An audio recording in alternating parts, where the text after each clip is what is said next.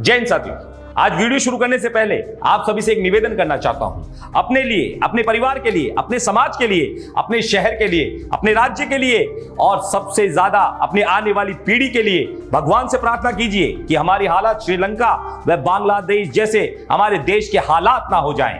देश है तो हम हैं और हम हैं तो देश है। हम आजादी का अमृत महोत्सव मना रहे हैं। इस संदर्भ में मैं आपको राज कपूर की एक फिल्म की कहानी सुनाना चाहता हूं। उदाहरण के रूप में वह यह कि जब राज कपूर एक पानी के जहाज में चढ़ते हैं, वह भी बिना टिकट, जहाज मुंबई से खुलती है और लंका जाने के लिए रात के समय में कैप्टन पार्टी देता है, यह बोलकर कि मेरा आज बर्थडे है। वही जहाज फिर लंका से खुलती है और फिर कैप्टन कहता है कि आज मेरा जन्मदिन है, फिर पार्टी देता है। इसी तरह पुरानी सवारियां उतरती गई और नई सवारियां चढ़ती गई और हर नई जगह से खुलने के बाद जहाज के कैप्टन पार्टी देता रहता है। कभी बर्थडे के नाम पर, कभी जन्मदिवस के नाम पर, कभी सालगिरह के नाम पर, कभी वर्षगांठ के नाम पर। एक दिन राज कपूर से रहा नहीं गया और उन्होंने पूछा, कैप्टन साहब आप कितनी बार पैदा हुए थे? कैप्टन का जवाब था, इस जहाज का कैप्टन मैं हूं, तुम नहीं। मैं जहाज का कैप्टन हूं, मेरी मर्जी, चाहे मैं जितनी बार भी जन्मदिन मनाऊं। यह फिल्म 30 से 40 वर्ष से ज्यादा पुरानी है और आज हमारे देश के शब्दजीवी प्रधानमंत्री बार बार ऐसी चीजें करते हैं और ऐसी बातें कहते हैं जैसे हर बार कैप्टन जन्मदिन मना रहा था। अब समय आ गया है, राज कपूर की तरह हम भी आप सब मिलकर पूछे, कैप्टन साहब आप हर बार शब्दजीवी की तरह क्यों व्यवहार करते हैं? देश के आर्थिक हालात ऐसे हो गए हैं जिसकी कल्पना हम अभी नहीं कर पा रहे हैं। हम मनुष्य हैं, हम तुलना अवश्य करेंगे ही। क्या 2014 के पहले 80 करोड़ जनता खाना नहीं खाती थी? क्या सरकार उनको खाना खिलाती थी? जवाब होगा नहीं। लोग अपनी जीविका चलाने के लायक कमा ही लेते थे। महंगाई दिन प्रतिदिन बढ़ती जा रही है और यह क्यों बढ़ रही है, हम इसकी चर्चा आगे करेंगे। बेरोजगारी का आलम क्या है, हम सभी पूरे देशवासी इससे भली भांति अवगत हैं। ऊपर से जीएसटी के रूप में जजिया कर हम लोगों की गाड़ी, खून पसीन मेहनत की कमाई को मोदी जी निकाल कर सरकार के घर में जमा कर रहे हैं। अगर यह पैसा सरकार के घर में जमा होता और देश की भलाई में लगता तो हम बर्दाश्त कर भी लेते। हमारे देश की सेना को मजबूत करने में लगता तो भी हम बर्दाश्त कर लेते। हमारे बच्चों की परवरिश व उनकी पढ़ाई लिखाई में लगता तो भी हम बर्दाश्त कर लेते। पर यह पैसा कहां जा रहा है? हम आपको राहुल गांधी का एक पुराना वीडियो दिखाते हैं जिसमें वो ये कह रहे हैं कि हमारी जेबों से पैसा निकालकर अपने पूंजीपति मित्रों को दे रहे हैं। आपसे झूठ कहा काले धन के खिलाफ लड़ाई है, काले धन को खत्म करना है, भ्रष्टाचार के खिलाफ लड़ना है। झूठ कहा।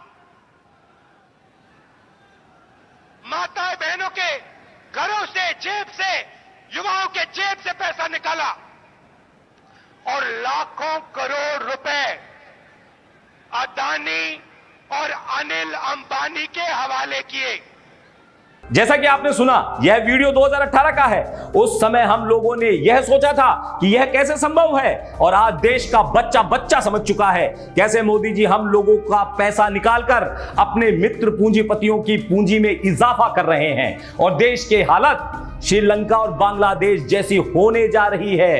पेट्रोल डीजल की बात नहीं करूंगा, मैं सोने चांदी की बात भी नहीं करूंगा, मैं बात करूंगा बच्चों के पेंसिल की, मैं बात करूंगा बच्चों की कॉपी की, मैं बात करूंगा आटे की, मैं बात करूंगा तेल की, मैं बात करूंगा बच्चों के पीने के दूध की, मैं बात करूंगा साबुन की।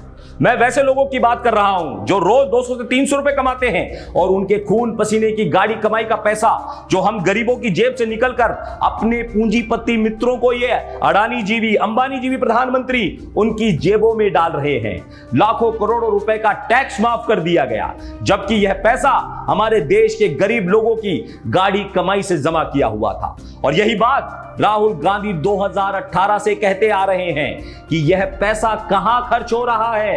इनके प्रचार प्रसार में कैप्टन की तरह बार बार नाम बदलकर जन्मदिन मनाने पर, जैसे व्यवहार पर, इनके अपने प्रचार प्रसार पर, और यह भी कह सकते हैं कि इनके गंदे कुतस्थ विचारों पर अब तो हद हो गई। राष्ट्रवाद के नाम पर, देश प्रेम के नाम पर हमें देश से प्रेरित कर अपने मित्रों को फायदा पहुंचाने वाले अब बड़े जोर शोर से चर्चा कर रहे हैं, प्रचार कर रहे हैं, हर घर तिरंगा, घर घर तिरंगा। अगर तिरंगे की बात आती है तो हर व्यक्ति श्रद्धा के साथ साथ, सम्मान के साथ अपने उस तिरंगे का ध्यान करता है जो हम आजादी के बाद मिला। जब तिरंगे की लड़ाई लड़ी जा रही थी तब आज के शासक के पूर्वज अंग्रेजों के मुखबिर बनकर बैठे थे। उनके सावरकर, जिन्ना के साथ मिलकर अंग्रेजों के लिए सैनिकों की भर्ती कर रहे थे। जब गांधी, नेहरू, पटेल और कांग्रेस के हमारे अन्य महापुरुष अंग्रेजों की लाठियां खा रहे थे, तिरंगे के मान और सम्मान के लिए बर्फ की सीलियों पर अपनी रातें बिता रहे थे, उस समय आरएसएस के साथ सावरकर जैसे अंग्रेजों के, मैं शब्द का प्रयोग नहीं करूंगा, शायद असंसदीय हो गया।